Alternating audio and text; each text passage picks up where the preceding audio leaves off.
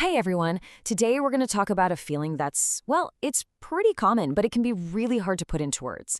It's this sense that you had to become an adult way, way too soon. So let's get into what that actually looks like. Just sit with that question for a second. Ever feel like you've been an adult your whole life? If that hits home for you, you are definitely not alone. And you know what? Psychology actually has a lot to say about why that might be. See, for a lot of people, childhood didn't just end one day. It wasn't some big dramatic event. It was more like a slow fade.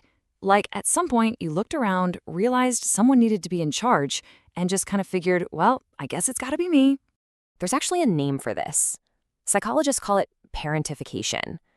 It's basically when a kid has to step into an adult's shoes emotionally, right? They're expected to manage these big, complicated feelings, their own or even a parent's, way before they're supposed to. And to cope, their brain just adapts. It learns to push its own needs way down. And this is so, so important to understand. If this is you, you weren't born with this incredible maturity. Nope, you learned it because you had to. It was a survival skill. Honestly, it's a sign of your amazing strength, something you built because there was simply no other choice. So that brings us right to the very first and maybe the biggest sign of growing up too fast, just taking on way too much responsibility way too soon. When you're a little kid in that situation, you get really good at being the problem solver. You become the calm in the middle of the storm, the one who's always holding it all together, and your focus just shifts. It stops being about how do I feel and becomes all about how do I fix this? And this is the internal rulebook that gets written in your head. Rule 1, put your own needs on the back burner. Rule 2, your job is to fix other people's problems. And Rule 3, you learn deep down that your own feelings just aren't as important as everyone else's.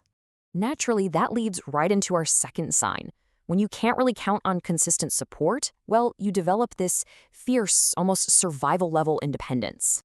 This quote just nails it, doesn't it? It's not just about being self-reliant. It's about learning to stop asking for help entirely. You figure out pretty fast that you have to be your own safety net, because you just can't be sure if anyone else is going to be there to catch you. And this creates this huge split, right? On the outside, to everyone else, you look so put together, so capable. But on the inside, trusting people feels dangerous. Asking for help is just deeply uncomfortable. And being vulnerable, yeah, that feels almost impossible. Which leads us to our next two signs, and these two are really connected. When your emotional growth is rushed, you can end up with something called split maturity, and it can also make it feel impossible to actually rest. Your nervous system is just always on.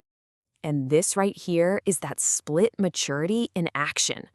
To the world, you might look like this old soul, wise beyond your years.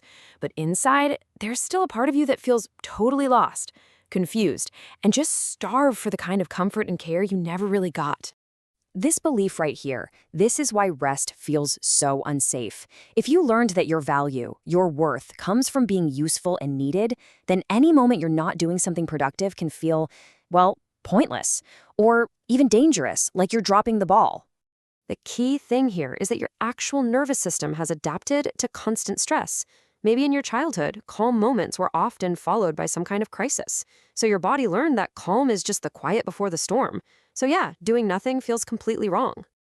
Okay, so this brings us to our last two signs, and these really get at the emotional weight of it all.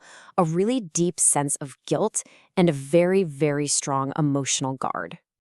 Oh man, this mindset is just so common. The thought of asking for help gets all tangled up with this fear that you're just going to be a burden on someone. Because you've always been the helper. The idea of letting someone take care of you feels totally unnatural. And this is the paradox, right? You're probably incredibly empathetic. You can walk into a room and instantly read the vibe. You sense what other people need. But you also know how much it costs to care that much without any protection. So you keep your own feelings under lock and key. It's a defense mechanism. Now, after going through all of these signs, it would be so easy to feel like something is wrong with you. But listen, this is the most important takeaway from all of this. We're about to completely reframe this whole thing. Seriously, let that sink in for a second. From a psychological standpoint, you are not broken. You're not flawed. What you are is something so much more powerful. It sees how you adapted. Every single one of these traits we've talked about, the responsibility, the fierce independence, that sharp empathy, they aren't signs of what's wrong. They are proof of your incredible ability to adapt and survive under pressure. I think this quote just says it all. Your development just happened in a different order. You had to learn how to be responsible before you ever really felt safe. You had to learn to be strong long before you learned it was okay to be soft. So I'll just leave you with these two questions to think about. Did you carry a weight that was never, ever yours to hold? And if the answer is yes, are you still carrying that weight today? Maybe it's time to realize you have more than enough strength to finally, gently set it down.